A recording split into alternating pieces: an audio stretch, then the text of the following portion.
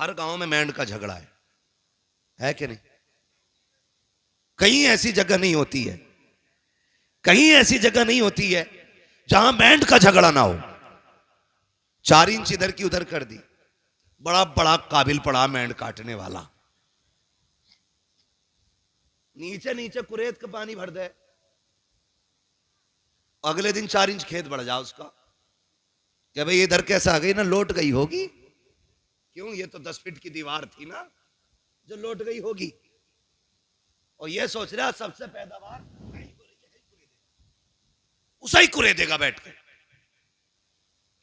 और जब सामने वाला भी कम नहीं होता, उसकी गिर गई, उसने उठाई पूरी फीट भर अंदर रख दी, तेरी मां ने दूध पिलाया इधर रख के दिखा। याद रखिएगा, हजरत अली गुजर के जा रहे, 2 बंदे झगड़ा कर रहे, एक कहता था जमीन मेरी है, दूसरा कहता था जमीन मेरी है। हजरत अली को आते देखा, कहने लगे अली ठहरो, तुम तो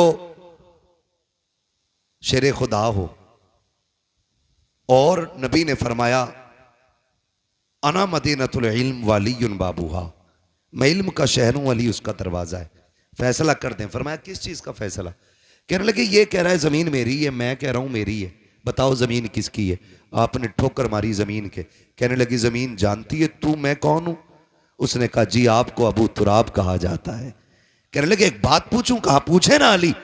जमीन से अली बातें कर रहे हैं, बताए कि कहा क्या? कहा ये कह रहा है मेरी है, ये कह रहा है मेरी है, तू बता किसकी है? जमीन ने अजीब बात कही। जमीन ने कहा अली इनसे कह दो ना मैं इसकी हूं ना मैं इसकी हूं, बल्कि ये दोनों मेरे हैं।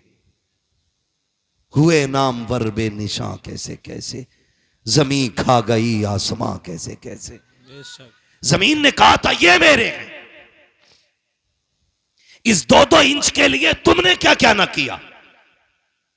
जरा सी मेंढ की खातिर तुमने अपनों पे गोलियां चलाई, अपनों के सर तोड़े, लाठियां डंडे चलाए, अपनों को घर से बेघर किया, बहन बेटियों को कोर्ट कचहरी में खचेड़ा, सिर्फ 2 इंच जमीन की खातिर। और यार क्या चला जाता अगर तुम अपने सगे भाई के लिए 2 इंच जमीन की माफी दे देते, या तुम्हारा क्या चला जाता अगर किसी भाई का हक ना मारते। और भाई जहां तू बाप का बेटा है वो भी तो बाप का बेटा है, बाप की संपत्ति में बेईमानी कैसी? लोग कहते हैं हम परेशान है, मैंने कहा किसी की औकात नहीं है जो तुम्हें परेशान कर सके। हमारी परेशानी की वजह हम ही लोग हुआ करते हैं। जाओ जाके कचहरियों में देखो, भाई का मुकदमा भाई के खिलाफ है, भाई का दावा भाई के खिलाफ है। जेलों में जाके देखो, जितने भी दाढ़ी टोपी वाले हैं उनको फंसाने वाले अक्सर मुसलमान क्यों होते हैं, उनका जायदाद का झगड़ा क्यों होता है। ओ मेरे भाई खुदा का वास्ता इस 2 इंच 4 इंच फीट भर के लिए अपनों का खून ना बगाना,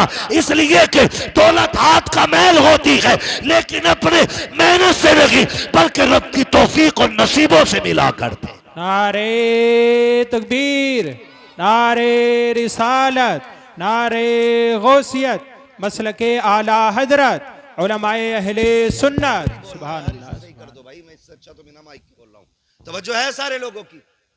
ओ भाई अपनों का खून ना बहाएं, खून ना बहाएं अपनों का। और तुम जिसके लिए अपने का गला काट रहे हो ना, ये तुम्हारे साथ कब्र में नहीं जानी है। लेके गया है कोई? गया है कोई लेके? कोई नहीं।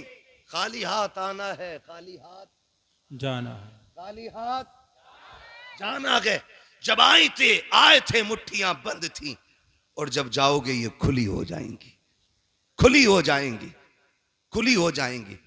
सिकंदर जिसने आधी दुनिया फतह कर ली थी और उसको पूरी दुनिया का बादशाह कहा जाता है। क्यों? क्योंकि जिस स्पीड से वो दुनिया फतह कर रहा था, अगर जिंदगी साथ दे देती पूरी दुनिया फतह करता वो।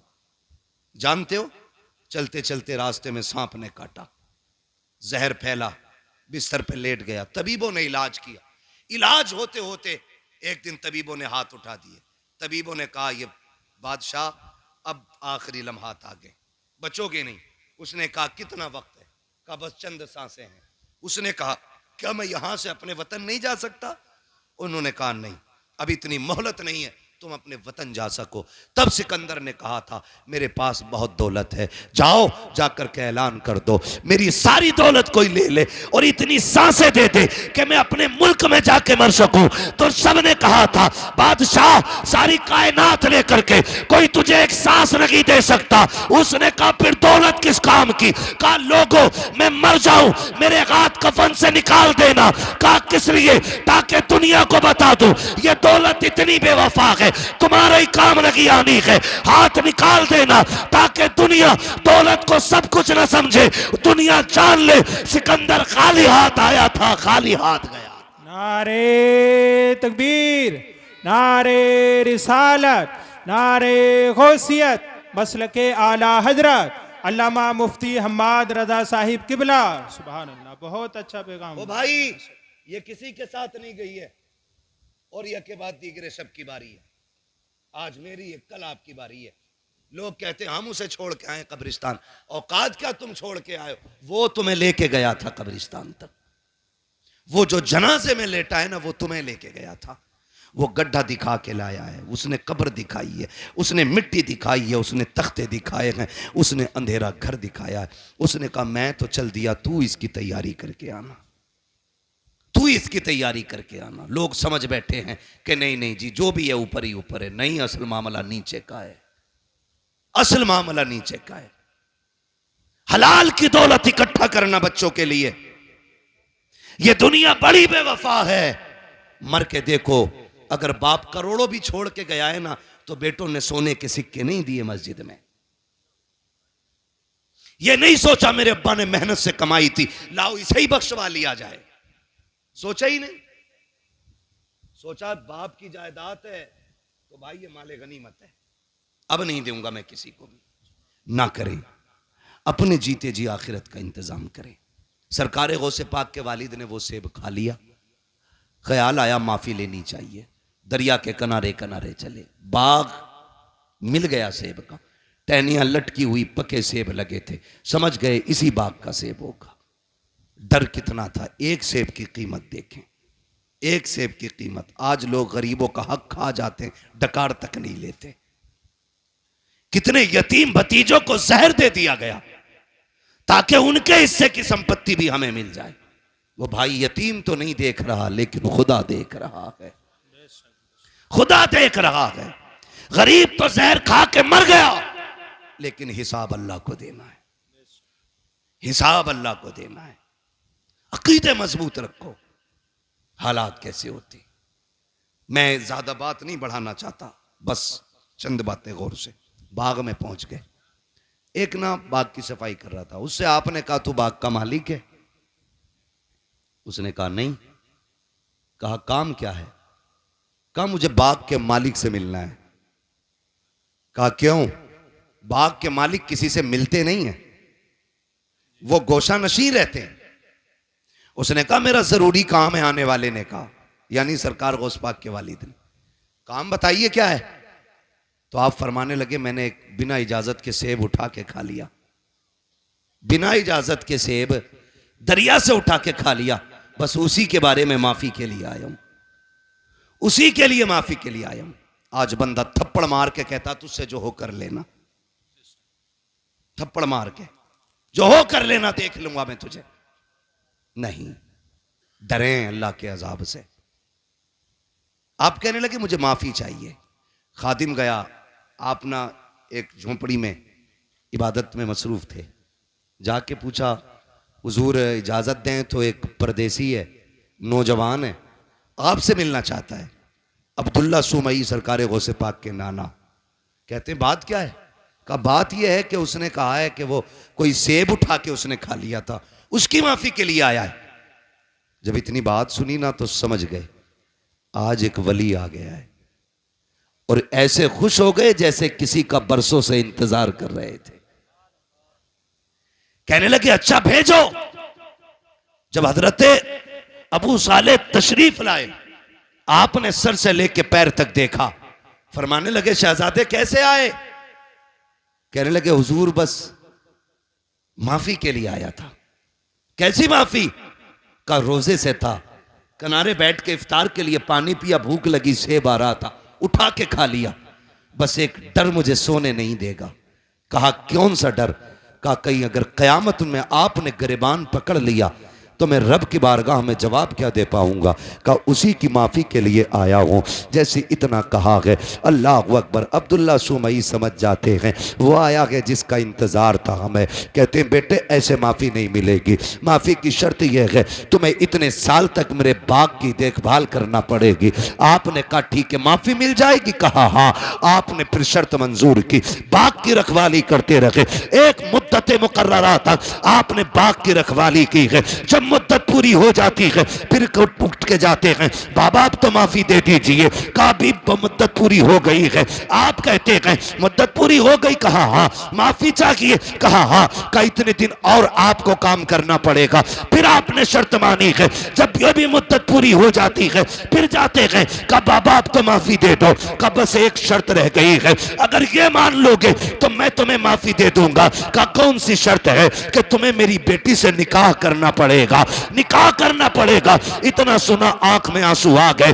बाबा जी ये फैसले हमारे घर के बड़े किया करते हैं, हमारा तो काम नहीं है। कहा अगर नहीं कर सकते तो जाओ, फिर आज के बाद तुम्हें सेब की माफी नहीं मिलने वाली। आप कहते हैं मंजूर है, सेब की माफी के लिए हम ये भी करेंगे। कहा पहले सुन तो लो बेटी कैसी है। कहा बताइए। कहा आंखों से अंधी है मेरी बेटी, हाथों से लूली है मेरी बेटी, पैरों से लंगड़ी है, कानों से बहरी है, जबान से गूंगी है। इतने नाम सुनते जा रहे हैं, सोच रहे हैं एक हसीन से निकाह करने के लिए खानदान की रजा लेनी पड़ती है। यहाँ इतने ऐब एक बच्ची में मौजूद है। कहते फिर जब चुप हुए, कहा कहो क्या इरादा है, सेब की माफी चाहिए कि नहीं? कहते मंजूर है, हर शर्त मंजूर है। फिर अब्दुल्ला सुमगी ने जब निकाह कराया है, कहा कहाँ है मेरी बीवी? कहा वो जो सामने घर है उसी के अंदर तुम्हारी बीवी है। आप जब दरवाजे पे गए, दस्तक दी, अंदर से बहुत खूबसूरत लहजे में आवाज आई, ठहरे भी दरवाजा खोलती हो।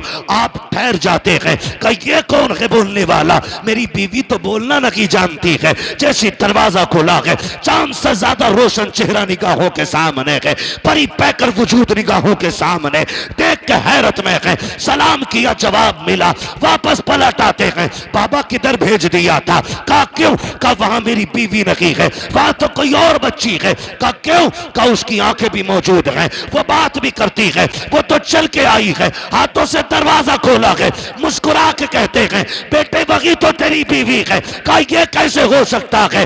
कहते नहीं बेटे तुम सुनो तो सही, मैंने आंखों का अंधा इसलिए कहा था कि उसने आज तक शरीयत के खिलाफ कोई चीज नहीं देखी है, आज तक गैर महरम को नहीं देखा। गूंगी इसलिए कहा था, कभी जबान से नाजायज जुमला नहीं कहा।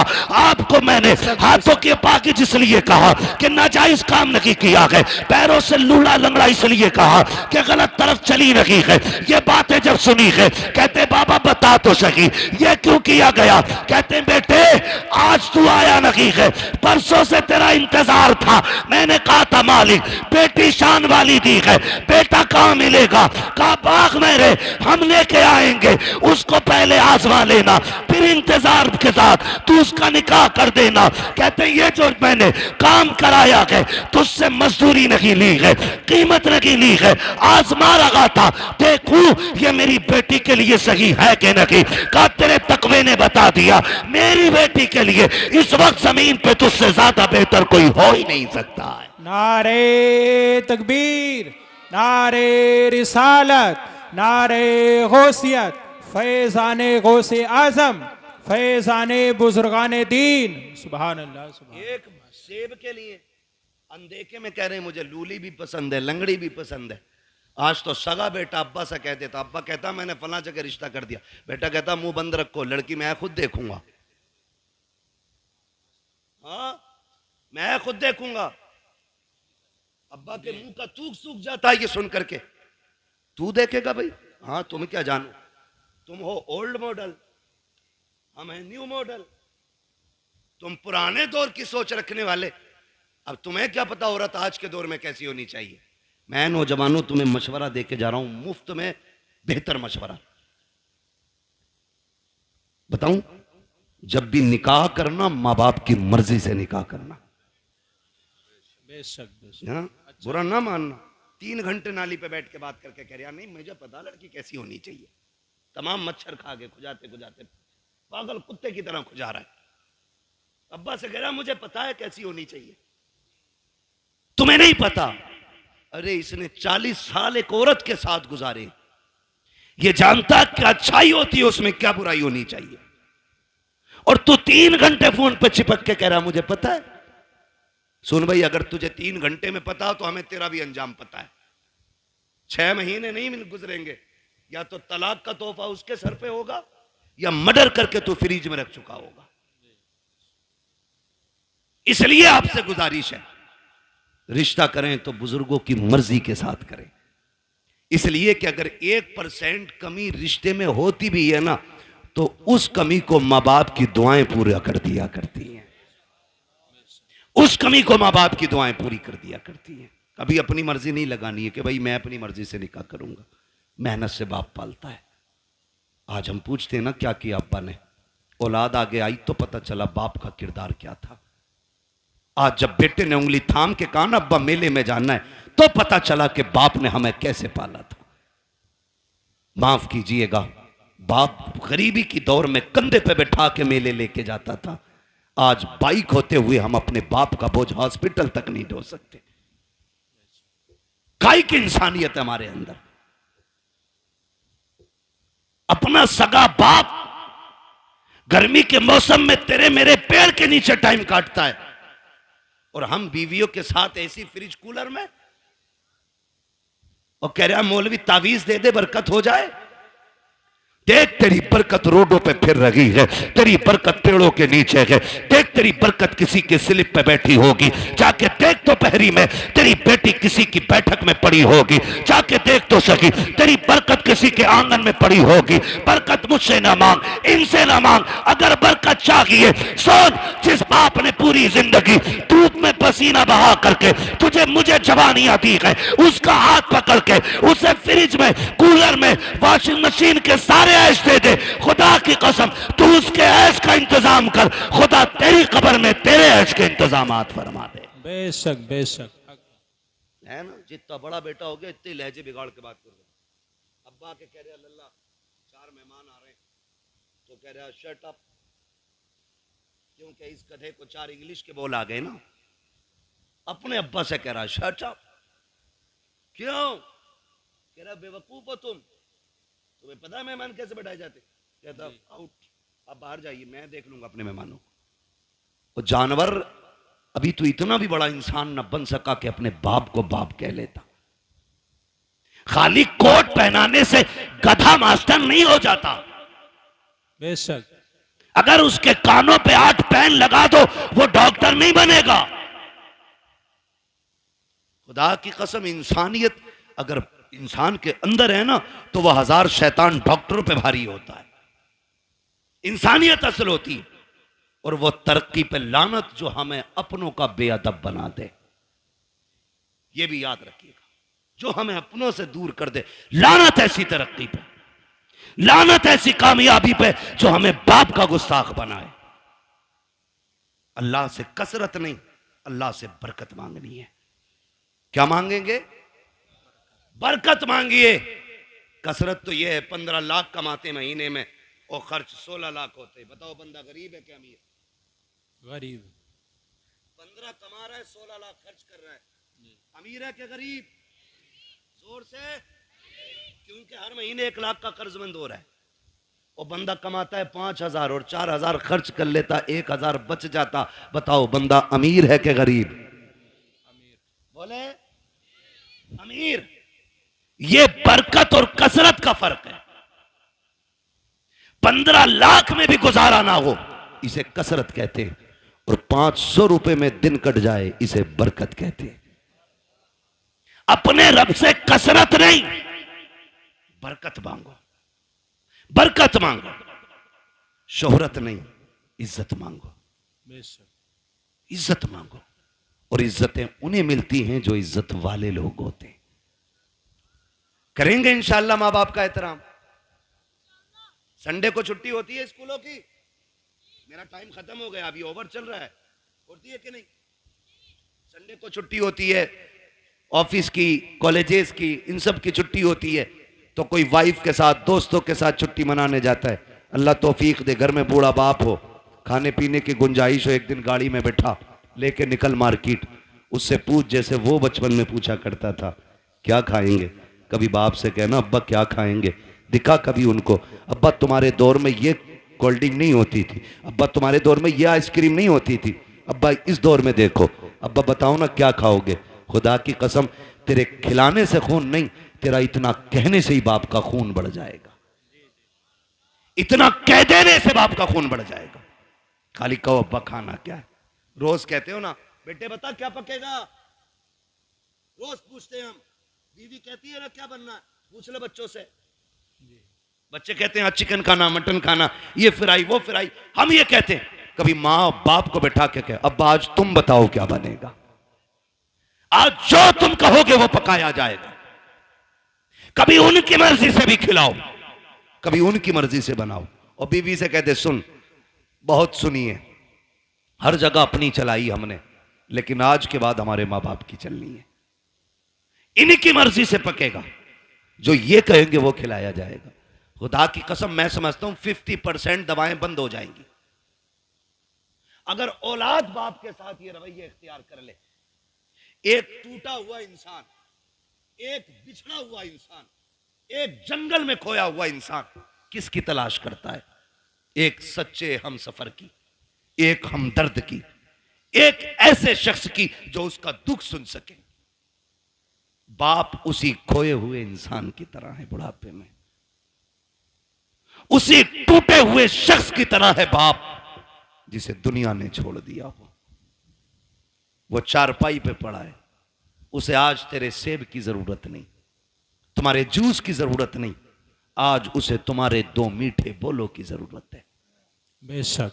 लोग पूछते हैं क्या करें अब्बा की खिदमत, मैं सीधी बात कह देता हूं, अब्बा की खिदमत ही अगर करनी है ना, बूढ़ा बैठा हो ना और टेक लगा के बैठा हो, आप पीछे खड़ा हो, कंधे दबा के कहे अब्बा इन्हीं कंधों पे लेके जाते थे ना, वो मुस्कुरा के तुझे देखेगा। खुदा की कसम दुआएं होने लग जाएंगी।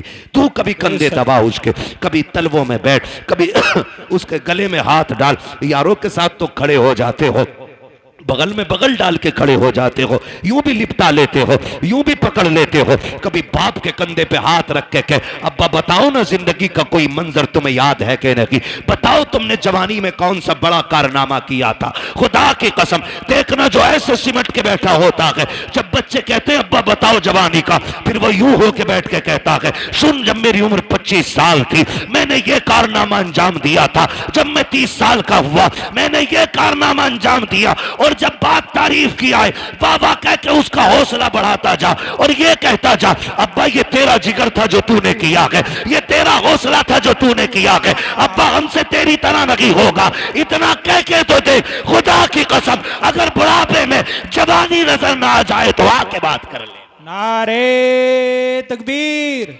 नारे रिसालत, अजमते वालिदैन अल्लामा मुफ्ती हम्माद रजा साहिब किबला। सुभान अल्लाह। वक्त दो अपने बाप को, बैठा करो उनके पास, कभी पूछो उनसे हाल चाल, अब्बा बताओ ना कैसी कट रही है, अब्बा बताओ ना क्या हो रहा है। वो तुम्हें हाल दिल बताएगा, वो तुम्हें हाल दिल बताएगा। फिर उसके साथ बैठो, उससे पूछो, उसको सुनाओ अपनी। खुदा की कसम फिर जीने के मजे देखो। बेटे बेटे मेरे सामने कोई ऐसा नहीं है जो हम में बिना बाप के आया है ना? सारे बाप वाले लोग हैं ना अल्हम्दुलिल्लाह, है कि नहीं भाई? समझदार बच्चे बैठे हैं, कोई ना समझ नहीं है, फिर सर नहीं हिलाना है, जबान से बोलना है कि नहीं? सारे बाप वाले लोग हैं ना? अल्लाह ने सबको बाप की नेमत से नवाजा है। ये अलग बात है, कुछ कब्रिस्तान में आराम कर रहे हैं, कुछ बिस्तर में आराम कर रहे होंगे, लेकिन सारे बाप वाले लोग। जानते हो जिसका बाप ना अपनी कठिनाइयां गिनाया करे, उस बेटे पे लाजिम है वो और ज्यादा सिमट के अपने बाप के पैरों में बैठे। आज तुम्हारी जेब पे मेडल लग गया ना, आज तुम शान वाले हो गए ना, लेकिन बाप के आगे कुछ नहीं, बाप के आगे कुछ नहीं।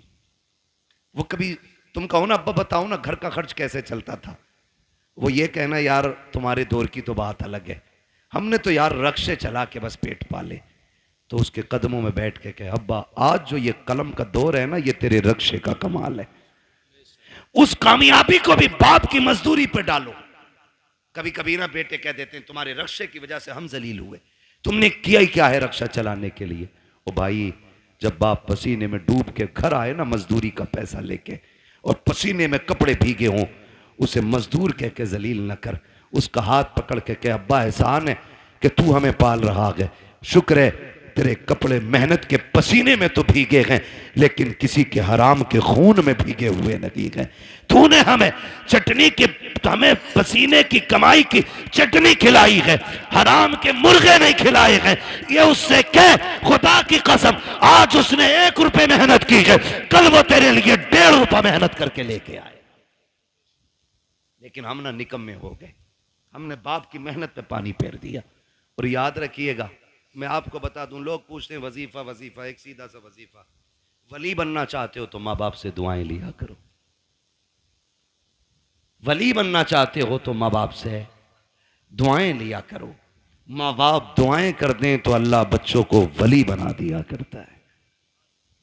बच्चों को अल्लाह, थक गए ना आप लोग, मैं तो पहले ही मना कर रहा था 1.5 घंटे की सुई ना ले जाए। माँ बाप की दुआओं से अल्लाह बच्चों को, जोर से, वली बना देता है। ये माँ बाप की दुआएं होती हैं। जो हम 10 साल के सजदों से नहीं पाते ना, वो माँ के 2 आंसू दे देते, 2 आंसू दे देते। फर्क है, लेने वाला होना चाहिए, लेने वाला होना चाहिए। इनके कदमों में बैठो, इनकी जूतियां उठाओ। हम कितने भी बड़े हो जाएं, माँ बाप से बड़े नहीं हो सकते। सरकारे बगदाद पढ़ें आप तारीख, जाने लगे, माँ ने क्या कहा, बेटे अब्दुल कादिर जा रहे हो? जी अम्मी। का जरा हाथ में हाथ तो दो। का लो, हाथ में हाथ दिया। कहने लगी बेटे वादा करके जा, कभी झूठ नहीं बोलेगा। खुदा की कसम, ये माँ की जबान थी, झूठ नहीं बोलेगा। माँ वादा करता हूं, ना आज तक बोला है ना आज के बाद कभी झूठ बोलूंगा। ये वादा आज इसलिए लिया गया, अब तक तो माँ के सामने थे, अब माँ की नजरों से ओझल हो रहे थे। माँ वादा ले रही है। एक झूठ कितनी बुराई के दरवाजे खोलता है। ये सरकार गौस पाक की अम्मी का वादा बता रहा है कि सबसे बड़ा वादा लिया, अब्दुल कादिर झूठ ना बोलना। ये वादा लेके चले, चोरों ने पकड़ा, लूटा सबको, आपके पास भी आया, छानबीन की, नहीं मिला, चला गया। बादशाह ने पूछा जो डाकू का सरदार था सब कुछ ले आए? कहा हाँ। कहा कोई बचा तो नहीं? एक ने कहा एक बच्चा बचा है, हमने तलाश किया तो कुछ नहीं है, लेकिन वो बता रहा उस पर 40 सिक्के सोने के, हमने सारे ही छान लिए। उसने कहा बुला के लाओ। सरकार गौस पाक तशरीफ लाए। डाकुओं के सरदार ने कहा बेटे क्या है तुम्हारे पास? कहा सोने के सिक्के। कहा कितने? कहा 40। कहा किधर? कहा मेरी मां ने मेरी सदरी में सिल दिए थे, सदरी का बंद तोड़ा गया, सिक्के खन खन गिरे। डाकुओं का सरदार क्या कहता है? बेटे झूठ बोल के बचा सकते थे। मेरे गौसे पाक क्या कहते? मैं घर से चला था तो मेरी मां ने वादा लिया था कि झूठ नहीं बोलना है। अगर मैं झूठ बोल देता पैसे बच जाते, लेकिन मां से किया हुआ वादा तो टूट जाता ना। गौस पाक फरमाते हैं कि ऐसे 40,000 सिक्के कुर्बान, लेकिन मां से किया हुआ वादा नहीं तोड़ा जाएगा। अल्लाह, मां से किया हुआ वादा नहीं तोड़ा जाएगा। जैसे इतनी बात कही है, डाकुओं के सरदार ने तोड़ के कहा था शहजादे बता तो सही किस खानदान से ताल्लुक रखता है? फरमाते मैं मुस्तफा के खानदान से ताल्लुक रखता हूं, मैं हसनी हुसैनी सैयद हूं। जैसे इतना कहा है, उसने कदम पकड़े, कहने लगे शहजादे माफी चाहते हैं, दुख दिया, हमें तौबा करा दीजिए। कहा क्यों? कहा हम ये सोच रहे हैं तुम्हें मां का वादा याद है, हम गुनाहगारों को खुदा का वादा याद नहीं रहा। अल्लाह अल्लाह अल्लाह अकबर। सरकारों से पाक ने तौबा कराई डाकुओं के सरदार को। तो जो पीछे वाले लोग थे ना मुक्तदी उसके, कहते हैं जब पीर साहब जन्नत में जाएंगे तो फिर हम भी तो जाएंगे। उस्ताद के साथ वो भी तौबा करके गौस पाक के हाथ पे फिर ताइब हो गए। फरमाया गया जितने लोगों को बगदाद वाले ने तौबा कराई थी, अल्लाह ने सबको वली बना दिया था। सुभान अल्लाह, सबको वली बना दिया था। ये शान सरकार गौसे पाक की है। तो मेरे भाई, मां मां होती है, चाहे वो गौसे पाक की मां क्यों ना हो। मां तो मां है। चाहे मेरे नबी की मां क्यों ना हो। कि आका ने नहीं कहा काश मेरी मां होती, मैं मस्जिद नबी के मुसल्ले पे होता, वो हुजरे के अंदर होती, कहते मैं नमाज पढ़ाता होता, सूरे फाता की तिलावत करता होता, धीरे से पर्दा सरकता, अंदर से मेरी मां की आवाज आती, बेटा मोहम्मद मेरी बात सुन जा। आका फरमाते हैं सहाबा नमाज तोड़ देता, मुसल्ला छोड़ देता, दौड़ के मां के पास चला जाता। सहाबा ने कहा था आका बंदगी छोड़ के बंदी के पास? कहते हाँ। सहाबा कहते हैं आका क्यों? कहते हैं इसलिए कि जब मां राजी होती है तभी खुदा राजी होता है। बेशक। जब मां राजी होती है तभी खुदा राजी होता है। कोशिश ये करनी है अपने माँ बाप की खिदमत करेंगे बेशक इंशाअल्लाह। नाराज हो गए इन कड़वी बातों को सुन करके। मैं जन्नत बांटने नहीं आया ना, और मैं बांट भी नहीं सकता। मेरे बाप की नहीं, जन्नत रसूल पाक की है। हर उस शख्स को जन्नत मिलेगी जिसे मुस्तफा चाहेंगे, और मुस्तफा उसे चाहेंगे जो मुस्तफा को चाहेगा। हाँ, इसलिए मेरी गुजारिश आपसे है रवैये दुरुस्त करें, अपने लहजे अच्छे करें, हराम के लुकमों से बचें, हलाल की तरफ बढ़ें। कोशिश ये करें कि हम जब तक जिंदा रहेंगे अपनी जरूरतें अपने रब की बारगाह में पेश करेंगे। हमारा रब हमारी जरूरतें सुनेगा। वही सुनने वाला है, वही देखने वाला है, वही देने वाला है। अगर दुआएं कबूल नहीं होती हैं, आसान तरीका मेरे इमाम ने बताया। कहते हैं वही रब है जिसने तुझको हमतन करम बनाया, हमें भीख मांगने को तेरा आस्था बताया। तुझे हमद है खुदाया, तुझे हमद है खुदाया, वो कवारी पाके मरियम व नफख्तु फीह का दम है अजब निशान आजम, मगर आमिना का जाया वही सबसे अफजल आया, वही सबसे अफजल आया। ओ भाई नौजवानों, बच्चों, बुजुर्गों, मुसीबत आ जाए हराम की तरफ हाथ नहीं बढ़ाना है, अपने रहमान की तरफ हाथ बढ़ाना है, अपने रब की तरफ हाथ बढ़ाना है। अगर थक जाए, आफतों से घिर के बैठ जाए तो फिर बेबस नहीं होना है, फिर करीम रब को आवाज देना। फिर देखना तुझे पुकारने में देर लगेगी, उसकी तरफ से मदद को आने में देर नहीं लगती है। बेशक मदद को आने में देर नहीं लगती है। लेकिन रवैया ही उल्टा, पेट में दर्द उठेगा कह रहा हाय मैया, फिर मैया आ गई तो कह रहा हाय डॉक्टर। डॉक्टर ने कहा बस्ट हो गया अब ना बचेगा, तो कह रहा या अल्लाह, ये जो बाद में आया ना या अल्लाह, ये पहले आना चाहिए, ये पहले आना था। बस इतना बदलना है अपने को। जब दर्द लगे, चोट लगे, नुकसान हो, तो या अल्लाह सबसे पहले जबान से निकलना चाहिए। तुम पहली तकलीफ है अपने रब को आवाज दो। खुदा की कसम वो ऐसा कादिर मुतलक है, ऐसा कादिर मुतलक है कि किसी तबीब, किसी दवा, किसी हकीम, किसी अक्लमंद की जरूरत नहीं पड़ेगी। वो अपने करम से तुम्हें लम्हों में शिफा अता फरमा देगा। वो बहुत बड़ा नाम सुना होगा अपने हजरत इब्राहिम बिन अदहम, सुना है ना? इतने बड़े रुतबे वाले के बादशाह थे, अपने वक्त के बादशाह।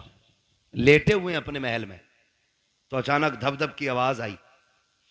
ख्याल आता कि हम भी रब को राजी करें। धक धक की आवाज आई, पूछा कौन है? आवाज आई कि हम हैं। क्या कर रहे हो? क्या ऊंट ढूंढ रहे हैं। कहा छत पे ऊंट। कहने लगे तो क्या हुआ? ऊंट गुम गया, हम अपना ऊंट ढूंढ रहे हैं। कहा छत पे तुम्हें ऊंट मिल जाएगा। तो उन्होंने कहा सुनो, अगर हमें छत पे ऊंट नहीं मिलेगा तो तुम्हें भी तो इन बिस्तरों पे खुदा नहीं मिल सकता है। ऊंट तलाश करने के लिए जंगल जाना है तो फिर तुम्हें भी ये शाही लिबास बिस्तर छोड़ कर रब को तलाश करना पड़ेगा। छोड़ दिया, सब लात मार दी, ठोकर मार दी, जंगलों में निकल गए, अल्लाह अल्लाह करने लगे। आपके मामू हजरत इब्राहिम बिन अदहम के पास गए। आप ना एक फटा हुआ कपड़ा अपना सिल रहे थे सुई से। सुने देगा रब कितना अजमतों वाला है, सिल रहे हैं अपना कपड़ा। वो कह रहे हैं ना, मामू पहुंच गए, सलाम वालेकुम। वालेकुम, कैसे? बस अपनी गुदड़ी सिल रहा। मामू ने कहा कितने अच्छे दिन थे जो शाही लिबास पहनते थे, ताज रहता था, खादिम खड़े रहते थे, क्या मिला तुम्हें ठुकरा के बादशाहत? आज ये फटे कपड़े सिल रहे हो ना, क्या मिला? क्या मिला? आपने इतना सुना ना, कि पूछना चाहते हो मुझे क्या मिला? कहा हाँ, आपने जो सुई हाथ में थी दरिया में फेंक दी। कले सुई थी उससे भी हाथ धो बैठा, अब सिलेगा काय से? फरमाने लगे ठहरो, आवाज देते मछलियों जरा सुई लेके आओ।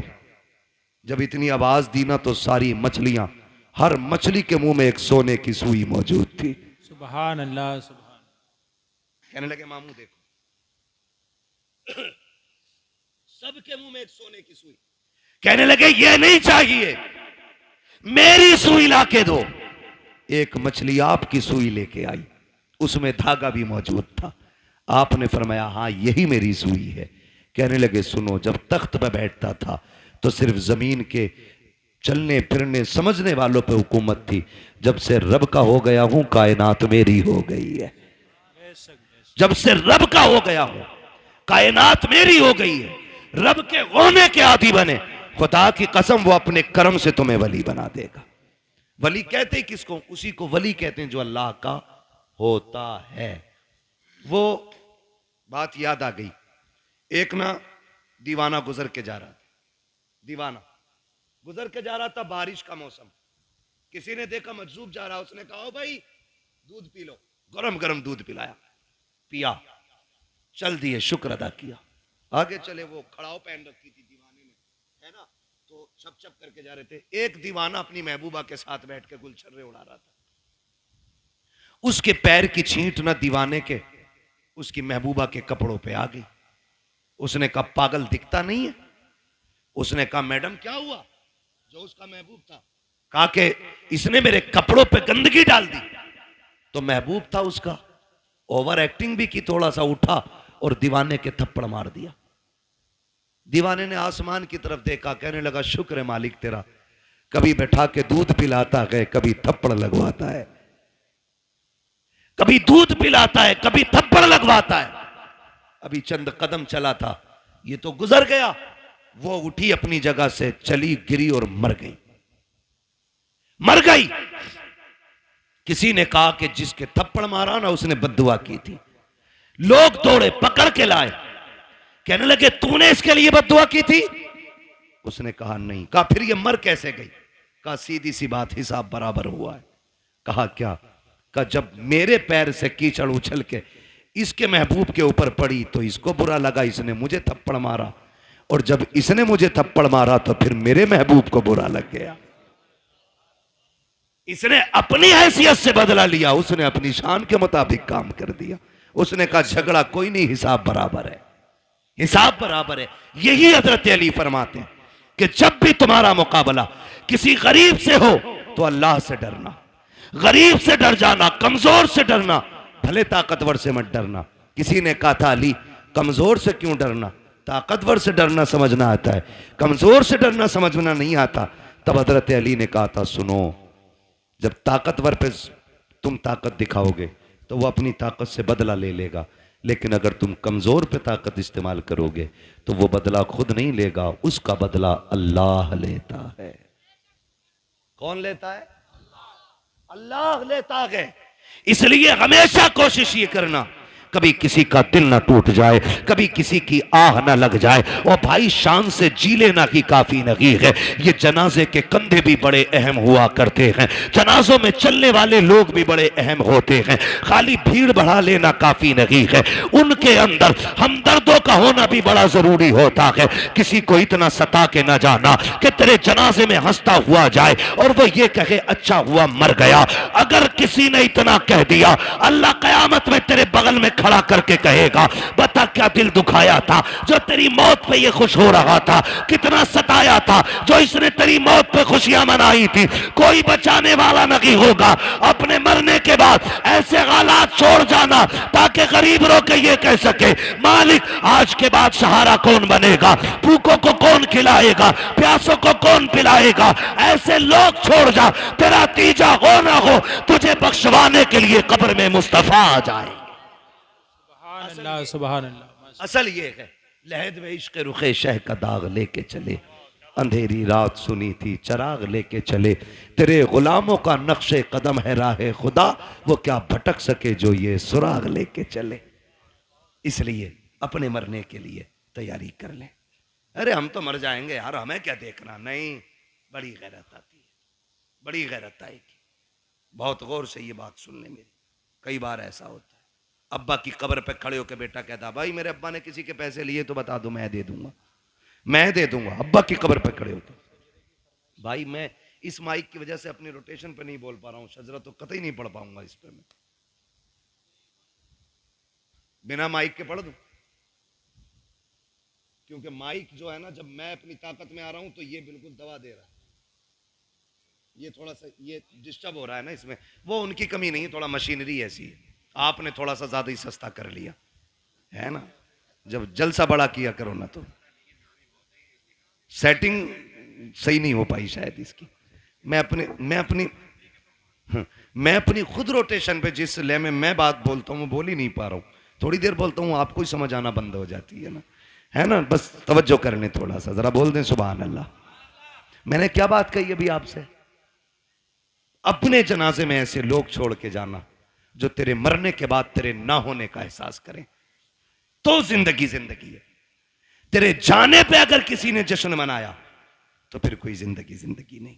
कई बार होता अब्बा की कब्र पे खड़े होकर बेटा कहता मेरे अब्बा ने किसी का कुछ लिया हो तो भैया तो मांग लो या माफ कर दो, है ना। बता तेरे अब्बा ने जो एक नाली के ऊपर एक गरीब के थप्पड़ मारा था उसका हिसाब कौन देगा? जो एक गरीबान का गरीब का गिरबान पकड़ के बाप ने धक्का दे के कहा था औकात क्या है तेरी, तो तुम्हें क्या लगता आज बेटे की माफी से बाप माफ हो जाएगा?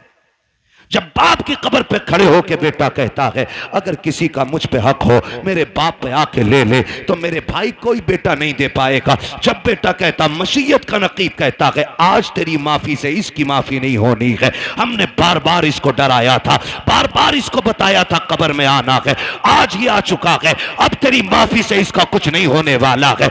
आज हम इससे एक एक बात का गिन गिन के हिसाब लेंगे, फिर कब्र के अंदर रखा जाता है। खुदा की कसम बेटे बिरयानी खाते होते हैं, यार बिरयानी उड़ाते होते हैं, उस वक्त बाप पे मुश्किल की घड़ियां होती है। ओ मेरे नौजवानों, अपनी जिंदगी में किसी का हक खा के ना जाना, किसी का लेके ना जाना, इस इंतजार में मत जाना कि बेटा माफी मांग लेगा, नस्ल चुका देगी, किसी के चुकाने से कुछ नहीं होगा।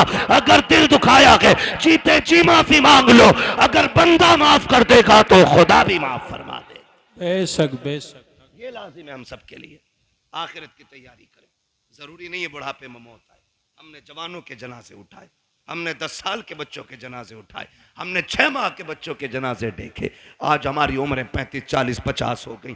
हमने तो कोई इतना बड़ा अलग से सजदा नहीं किया था, जो उसने इतनी लंबी उम्र का तोहफा दे दिया। वो हमें भी तो 6 महीने पे मार सकता था, हमें भी तो 8 साल की उम्र में खत्म कर सकता था, हमें माँ के पेट से मुर्दा पैदा कर सकता था, लेकिन एहसान है उसने जिंदगी दी है तो इसका एहसान मानो। इस जिंदगी का कर्ज ये है कि लम्हा लम्हा अपने रब को याद करो, सांस सांस मुस्तफा पे दुरूद पढ़ो और ये ऐलान कर दो तुम्हें जाना तुम्हें माना, ना रखा गैर से काम, लिल्लाहिल हम्द में दुनिया से मुसलमान गया। ठीक है जी, मेरी बात मुकम्मल हो गई है। अल्लाह बुजुर्गों का सदका अता फरमाए। भाइयों की फरमाइश है शजरा पढ़ दूं, ऑपरेटर साहब से गुजारिश है शजरा पढ़ना है, थोड़ा सा इसको आवाज दे दो अगर है इसमें तो, वरना तो फिर इसे उठा के ले जाके रख लो, मैं बिना माइक के पढ़ लेता हूं। जरा बोल दो सुभान अल्लाह, जोर से और जोर से, कहीं पुलिस पकड़ के न ले जाए, इसका बोलो। हाँ, कभी कभी तो ऐसा लगता है कि हम इसमें नहीं बोले मर जाएंगे। अगर महफिल में मौत आ भी गई ना तो सुने, वो कहा था किसी ने तेरे दामन करम में जिसे नींद आ गई है, जो फना न होगी ऐसी उसे जिंदगी मिली है ना। यहाँ मरने वाले भी इंशाअल्लाह मदीने में जाके आंख खोलेंगे। पहली बात तो मदरसा है, हुजूर का घर है, फिर हुजूर की महफिल है ना। हुजूर की महफिल में आंख लग जाए और ख्वाब आता है ना तो फिर हुजूर ही तशरीफ लाया करते, हुजूर ही तशरीफ लाते। जरा बोल दे मचल के सुभान अल्लाह। भाई जो जबरदस्ती खाना खिलाने कह रहे थे, हैं नहीं हैं सारे लोग अभी गए तो नहीं है ना कमेटी वाले।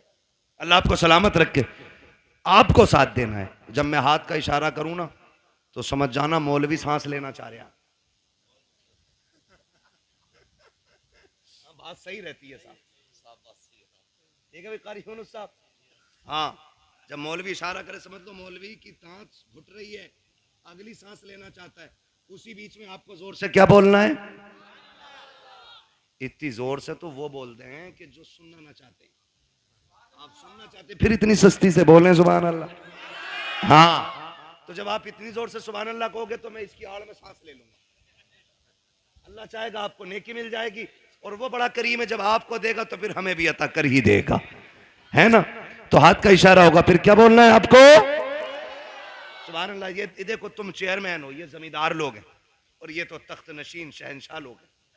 कह जी हम चेयरमैन हैं, ठीक है। तो जमींदारों से लेकर चेयरमैनों तक, चेयरमैनों से लेकर दरबानों तक, दरबानों से लेकर के तख्त नशीनों तक, सभी से गुजारिश है मेरा साथ देंगे और मोहब्बत से बोलेंगे सुभान अल्लाह।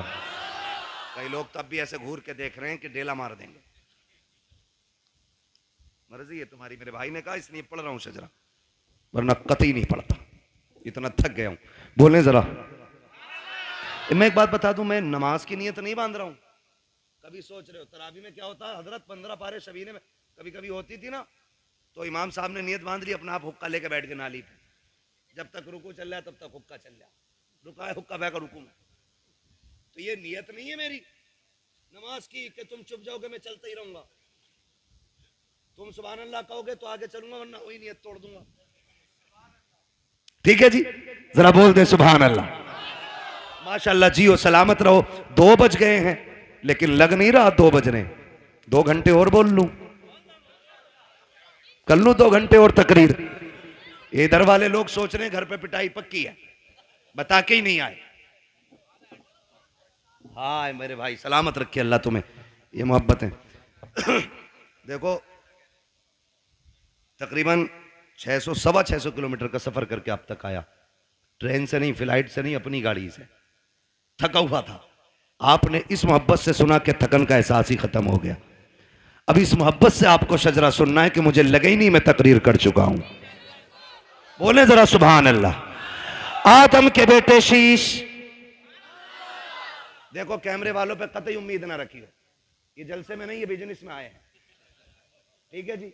जलसा तुम्हारा और मेरा है, हाँ, फिर आपको मेरा साथ देना। बोले जरा सुभान अल्लाह। आदम के बेटे शीश, शीश के बेटे यानस, यानस के बेटे कैनान। माशाअल्लाह, अल्लाह सलामत रखे। कुछ लोग अब भी ये सोच रहे हैं कि ये मौलवी करेगा क्या, मैं आ रहा हूं तुम्हारे ही दौरे, आ जाओ नीचे को। हाँ, कतई नीचे उतार दिए तुम। बोले जरा सुभान अल्लाह। आदम के बेटे शीश, शीश के बेटे यानस, यानस के बेटे कैनान, कैनान के बेटे मेलाइल, मेलाइल के बेटे व्यारत, व्यारत के बेटे इदरीस, इदरीस के बेटे मुतवशिक, मुतवशिक के बेटे लबकने का नाम, लबकने के नाम के बेटे नूह, नूह के बेटे शाम, शाम के बेटे जुलात, जुलात के बेटे शालिक, शालिक के बेटे आबिर, आबिर के बेटे दाता, दाता के बेटे रावा, रावा के बेटे सारू, सारू के बेटे नाखुर, नाखुर के बेटे तारिक, तारिक के बेटे इब्राहिम खलीलुल्लाह, इब्राहिम खलीलुल्लाह के बेटे इस्माइल ज़बीहुल्लाह, इस्माइल ज़बीहुल्लाह के बेटे केदार, केदार के बेटे अवाम, अवाम के बेटे हमल, हमल के बेटे साबित, साबित के बेटे सलमान, सलमान के बेटे रईसा, रईसा के बेटे इलियासा, इलियासा के बेटे औद, औद के बेटे हव्वा, हव्वा के बेटे अदनान, अदनान के बेटे मोहित, मोहित के बेटे नदार, नदार के बेटे मुदर, मुदर के बेटे इलियास, इलियास के बेटे मुदरिक, सुभान अल्लाह, सुभान इलियास के बेटे मुदरिका, मुदरिका के बेटे खदीमा, खदीमा के बेटे किनाना, किनाना के बेटे नदर, नदर के बेटे मालिक, मालिक के बेटे फहर, फहर के बेटे गालिब, गालिब के बेटे लुई, लुई के बेटे काब, काब के बेटे मुर्रा, मुर्रा के बेटे किलाब, किलाब के बेटे कुसई, कुसई के बेटे अब्दे मनाफ, अब्दे मनाफ के बेटे हाशिम गए, हाशिम के बेटे अब्दुल मुत्तलिब गए, अब्दुल मुत्तलिब के बेटे अब्दुल्लाह गए, अब्दुल्लाह के बेटे मोहम्मदुर रसूलुल्लाह। नारे तकबीर, नारे रिसालत, नारे गौसियत, मसलके आला हजरत उलमाए अहले सुन्नत अल्लामा मुफ्ती हम्माद रजा साहिब किबला। सुभान अल्लाह। बस जो हुए गलत उनको माफ फरमाए रब्बे कायनात। जिंदगी